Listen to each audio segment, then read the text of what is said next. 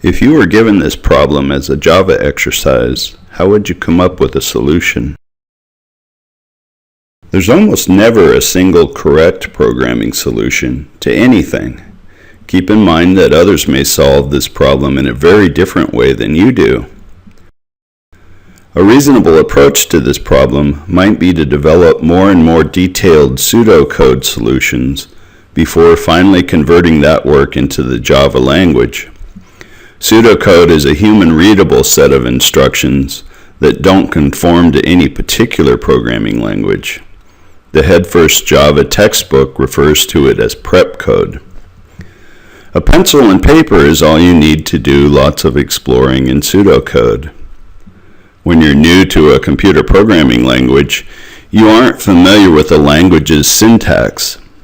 With pseudocode, you can free yourself from knowing that syntax and still write a detailed solution.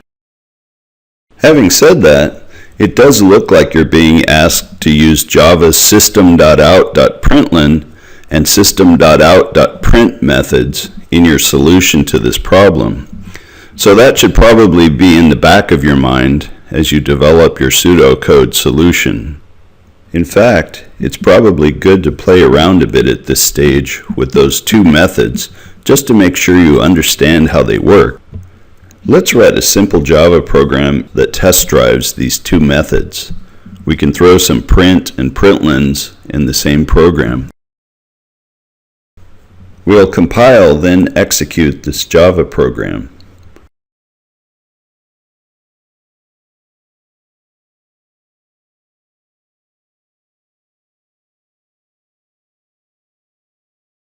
See the results? The System.out.print printed the values on the same line. The System.out.println printed the values on a new line. The println method was designed to add a new line at the end of the other content it's printing.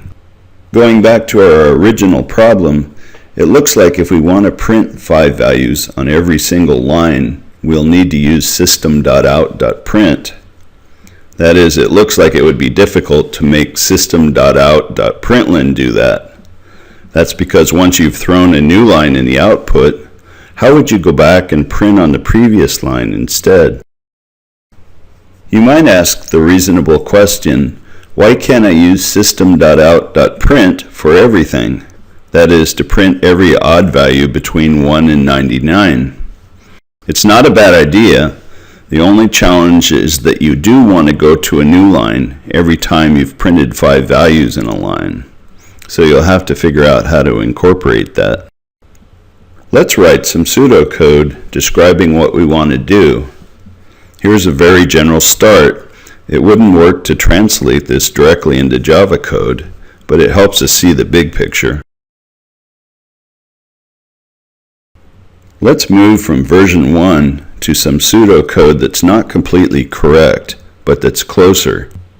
We've defined a starting number and an ending number. Those will have to be in our final program one way or the other, as constants or as variables. Let's also define a pseudocode variable named number_to_print that will keep track of the number to be printed next. We'll set it to the value of starting number initially. That has the value of 1. We'll use a while loop to move from 1 to 99, printing the odd numbers. To only print odd numbers, we can add 2 instead of 1 to our number_to_print variable's value to skip the even numbers. The only catch with this version is that all the numbers being printed are on the same line. It doesn't go to a new line after 5 values have been printed. Here's version 3. To print a new line at the appropriate spot in our output, let's come up with a way to keep track of how many values have been printed on a given line. We know that a Java program can have as many variables as needed. Let's add a variable named valuesPrintedInLine to our pseudocode to keep track of how many values we've printed on a current line as we go along. That variable will have a value of 0 before we've printed any numbers on the current line. We'll add 1 to it each time we print a number on that line. We will also reset it to 0 after we move to a new line. In version 4, let's tidy up a bit. We can use our values printed in line variable to determine how many values we've printed on the line. If the value of that variable equals 5, we know that 5 values have been printed to the current line, and we need to start printing on a new line. So we'll make that logical test for 5 more specific in our pseudocode.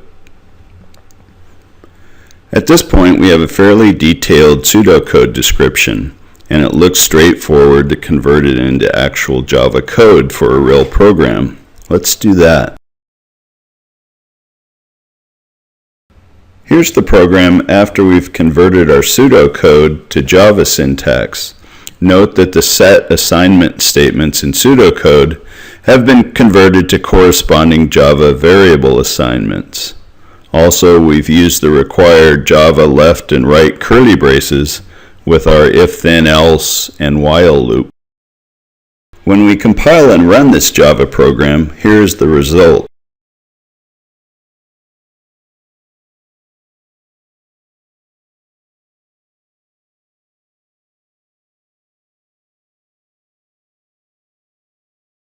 Voila! It produces the output that was requested. To demonstrate that there's usually more than one way to skin a cat, here's a version of the Java program that's a little different, but produces the same output. It uses the Java modulo operator, the percentage sign, that finds the remainder after a division. Several final comments. The program we developed does strictly meet the requirements that were stated. If you went beyond those requirements, though, do you notice a small problem when 99 is changed to, say, 95? How would you correct that problem? This should help you realize the importance of your specification, test cases, and so on. Those need to be complete enough to produce the results you're really after.